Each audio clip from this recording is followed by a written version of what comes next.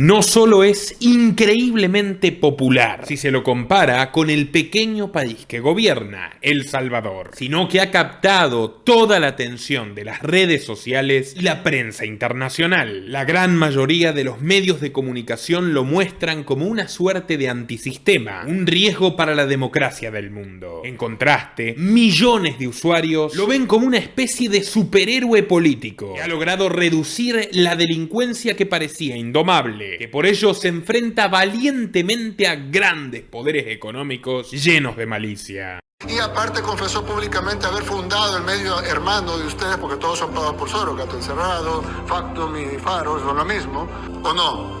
Es decir, tienen el mismo dueño, pues. Y que al mismo tiempo se muestra sensato y cercano a su pueblo. ¿Es Nayib Bukele un Donald Trump centroamericano? ¿O se parece más a una suerte de Pinochet del siglo XXI? ¿Será por el contrario otra variante del populismo que cultiva su amigo Andrés Manuel López Obrador? Permíteme decirte que nada de esto es verdad. Su pasado es un misterio absoluto, más impenetrable que el de cualquier otro político. Y esto tiene una buena razón. Prácticamente nadie sabe quién es realmente Nayib Bukele, de dónde viene y para quién juega. Y los pocos que sí lo saben no están dispuestos a contarlo porque no les conviene en absoluto. Hoy te lo revelaremos todo a través del documental más completo que se haya hecho sobre este personaje. Así que dale like para que YouTube lo recomiende a más gente mientras tú lo estás viendo. Y quédate hasta el último minuto, porque no te arrepentirás, te lo garantizo. Este trabajo, como todos los que hacemos aquí, es gracias a quienes nos apoyan desde tan solo $2 en la opción unirte de YouTube, en Patreon, Bitcoin o en Mercado Pago a través de los links que figuran en la descripción. Si querés que siga siendo posible, te invito a poner tu granito de arena. Sin más preámbulo, comenzamos. Suscríbete a nuestro canal cliqueando en el botón rojo y en la campanita de activar todas las notificaciones, para no perderte ninguno de nuestros programas e investigaciones exclusivas.